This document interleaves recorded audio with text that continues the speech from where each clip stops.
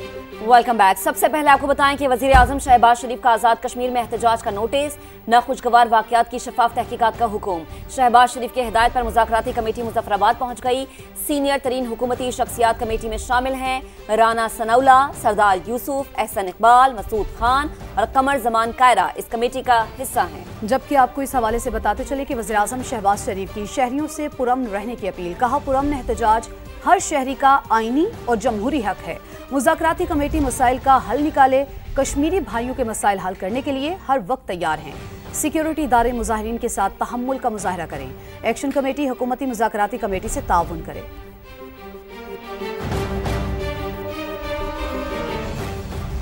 वज़ीर आज़म आज़ाद कश्मीर अनवारुल हक चौधरी का मुज़ाकराती कमेटी बनाने पर वज़ीर आज़म पाकिस्तान से इज़हार तशक्कुर। कहते शहबाज शरीफ ने बैरून मुल्क होने के बावजूद मामले का नोटिस लिया।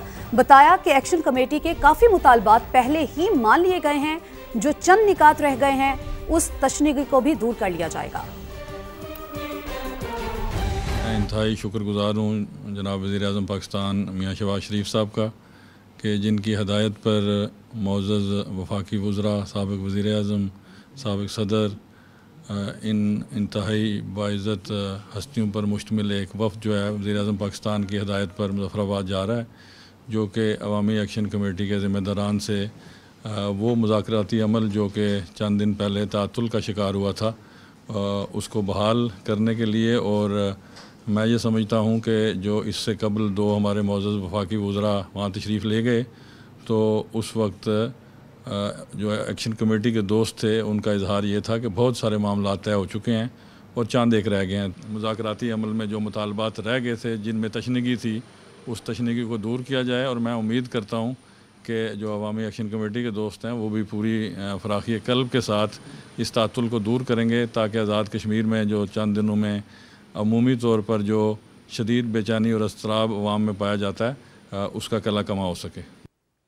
अब आपको बताएं कि वज़ीर आज़म की तश्कील करदा मुज़ाकराती कमेटी को बातचीत से मसाइल के हल का यकीन। कमेटी के अरकान का कहना है कि आज़ाद कश्मीर के मुहिब्बे वतन अवाम के जज्बात की कदर करते हैं। मुजाहिरीन से पुरअमन रहने की अपील। कहा कि तशद्दुद से मसाइल मजीद उलझते हैं, सुलझते नहीं। अमन व अमान बिगाड़ कर मुल्क के दुश्मनों को फ़ायदा उठाने का मौका ना दें।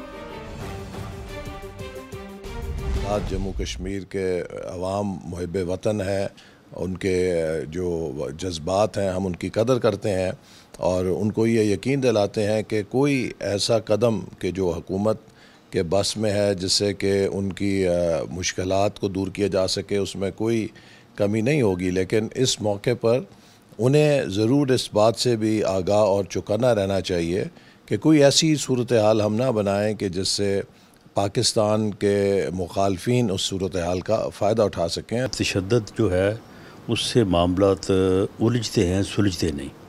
तो हमें बैठ के आपस में जो है वो बात करनी होगी और जो भी उनके जायज़ मुतालबात हैं वो हमारे भाई हैं और हमें बेपनाह उनके साथ हमदर्दी है और हम उनके साथ बैठ के जो भी उनके मुतालबात हैं उनको पूरा करने के लिए एक ऐसा रास्ता जो कानून और आइन के मुताबिक हो और जिस पे चल के जो है वो उन मुतालबात को भी पूरा किया जा सके और वहाँ पे अमन व अमान की सूरत हाल जो है उसको भी बाहर रखा जा सके।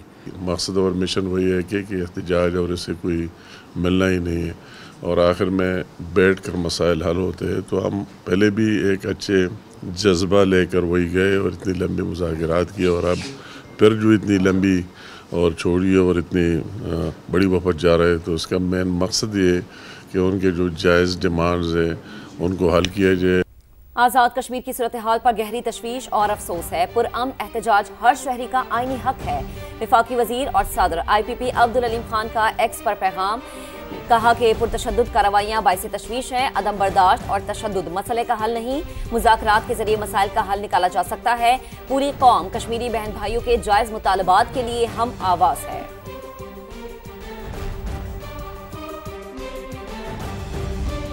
मुजफ्फराबाद जाने वाली हुकूमती मुज़ाकराती कमेटी के अरकान का कहना है कि अवामी एक्शन कमेटी मुअज़्ज़ज़ कश्मीरियों की नुमाइंदगी कर रही है। आज़ाद कश्मीर के मसाइल कश्मीरी अवाम की उमंगों के मुताबिक बातचीत से हल करेंगे। वहाँ की जो सूरत हाल है उस पर हम सब लोग बहुत दुखी हैं हम सबको बहुत तशवीश है और इस सूरत हाल से जितनी जल्दी निकाला जा सके निकले, क्योंकि ऐसी सूरत हाल में कोई भी पाकिस्तान दुश्मन, कश्मीर दुश्मन जो है उसके कई अज़ाइम हो सकते हैं। जहाँ तक एक्शन कमेटी का तल्लक है, ये बड़े बावकार लोग हैं, इज़्ज़त वाले लोग हैं, जो उनके जो जायज़ मुतालबात हैं उनको फौरी तौर पर एक्सेप्ट करना चाहिए। हर बड़े मसले का हल यही होता है कि वो बातचीत के ज़रिए हल किया जा सकता है। आज़ाद कश्मीर के इशू जो थे, रिलीफ उनको मिला है, बातचीत के ज़रिए मिला, और अब भी अवामी एक्शन कमेटी के जो जायज़ मुतालबात होंगे वो वज़ीर-ए-आज़म साहब ने कहा है, उनको माना जाएगा। आज़ाद कश्मीर में पुरतशद्दुद एहतजाज, शरपसंदों की हंगामाराई के दौरान 3 पुलिस एहलकार और 6 शहरी जाँ बहक। 172 पुलिस एहलकार जख्मी हैं, जिनमें 12 की हालत तशवीशनाक है। हुकूमत ने अवाम से सोशल मीडिया पर चलने वाली झूठी खबरों पर कान ना धरने की अपील कर दी।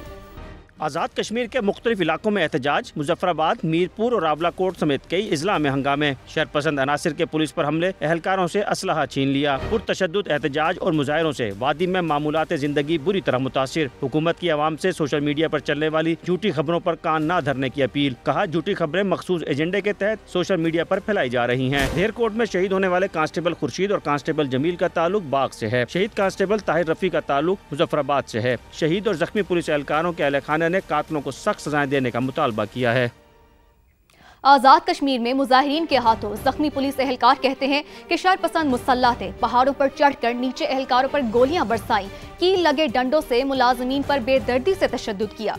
ये भी बताया कि मुजाहिरीन ने रिहाइशगाह का घेराव किया, असलहे समेत सरकारी सामान को आग लगा दी। दूसरी जानिब इसराइली फौज ने दहशतगर्दी की तमाम हदें पार कर दी। मजलूम फलस्तीनियों तक इमदाद पहुंचाने की अमली कोशिश में रुकावट, सहूनी बहरिया का ग्लोबल समूद फ्लोटेला पर धावा, वाटर कैनन का भी इस्तेमाल। माहौलियाती कारकुन ग्रेटा थुनबर्ग, सेनेटर मुश्ताक समेत 200 से ज़ायद कारकुनान ज़ेरे हिरासत। तमाम अफराद को पोर्ट मुंतकिल कर दिया गया। इसराइली हमले के बाद बेशतर कश्तियों से राब्ता मुनक़ता। फ्लोटेला में 46 ममालिक के 500 से ज़ायद अफराद सवार हैं। हमास ने इसराइली इक़दाम की शदीद अल्फाज में मज़म्मत की। ग्लोबल समूद फ्लोटेला पर इसराइली हमले के बाद दुनिया भर में एहतजाज। कई मुल्कों में अवाम सड़कों पर निकल आई। इटली, यूनान, जर्मनी, बेल्जियम, अर्जेंटीना और ट्यूनिस में शदीद एहतजाज किया गया। मुजाहिरीन का कहना था कि इमदादी कारकुनों को नुकसान पहुंचा तो ये नाकाबिले कबूल होगा। तुर्किया में अमरीकी और इसराइली सिफारत खानों के बाहर मुजाहिरीन की बड़ी तादाद जमा, इसराइली जहरियत की मजम्मत की। सियासी मैदान से आपको खबर देंगे। पंजाब की कोई तस्दील करे या निशाना बनाए तो लाजमी जवाब दूंगी, इस पर कभी मुआफी नहीं मांगूंगी। पंजाब की बात वजीर आला नहीं करेगी तो कौन करेगा। सैलाब आया तो लेक्चर दिए गए कि आलमी इमदाद क्यों नहीं मांगते, कभी अपने अवाम को कशकोल पकड़ने का नहीं कहूंगी। वजीर आला पंजाब मरियम नवाज शरीफ डट गईं। कहा, शिमाली और जनूबी पंजाब करने वाले आपके दोस्त नहीं, जलाओ घिराओ की तरगीब देने वाला आपका दुश्मन है। नौजवान फेक और झूठे प्रोपेगेंडे के नजदीक ना जाएं। मरियम नवाज शरीफ पंजाब की वजीर आला है। पंजाब की बात अगर मरियम नवाज शरीफ नहीं करेगी, पंजाब के अवाम की बात, उनकी जो फ्रीडम की बात, उनकी इज्जत नफ्स की बात, उनकी सेल्फ रिस्पेक्ट की बात, उनकी सेल्फ एस्टीम की बात अगर मरियम नवाज शरीफ नहीं करेगी तो और कौन करेगा। और इस पे मरियम नवाज शरीफ कभी माफी नहीं मांगेगी। मेरा काम है कि मैं अपने लोगों के लिए आवाज उठाऊं। मेरा काम है कि अगर पंजाब की कोई तजलील करे, पंजाब को कोई निशाना बनाए तो मरियम नवाज शरीफ उसका जवाब दे। अभी सैलाब आया तो मुझे ये लेक्चर दिए जा रहे थे कि दुनिया के आगे हाथ क्यों नहीं फैलाते, आलमी इमदाद क्यों नहीं मांगते। अब बस कर दो। मरियम नवाज शरीफ पंजाब की मुहाफिज है। मरियम नवाज शरीफ आपकी मुहाफिज है। मरियम नवाज शरीफ आपके माल और जान की मुहाफिज है अल्लाह ताला के फजलो करम से। लेकिन मरियम नवाज शरीफ आपकी इज्जत नफ्स की, आपकी सेल्फ रिस्पेक्ट की भी मुहाफिज है। अगर मुझे कोई ये कहे कि पंजाब में सैलाब आ गया है तो मांगना शुरू कर दूं, तो जो मेरे पास वसाइल हैं, तमाम सूबों के पास सेम वसाइल हैं। इन बातों में कभी ना आना कि उसके पास कम है और उसके पास ज्यादा है। सबके पास वसाइल है। बाकियों के वसाइल कहां जाते हैं। पंजाब के अंदर तारीखी सैलाब आया, कभी ऐसा सैलाब और इतना पानी नहीं आया। पंजाब के दरिया उबल पड़े, पंजाब की मिट्टी उबल पड़ी। और अगर सैलाब तारीखी था तो हकीकत यह है कि रेस्क्यू ऑपरेशन भी तारीखी था। अगर आपको कोई ये कहे कि मैं तो अपने घर में आराम से बैठा हूं, मेरे बच्चे तो आराम से बाहर बैठे, तुम लोग निकलो और अपने मुल्क को आग लगा दो, इस बात पे कभी कान न धरना।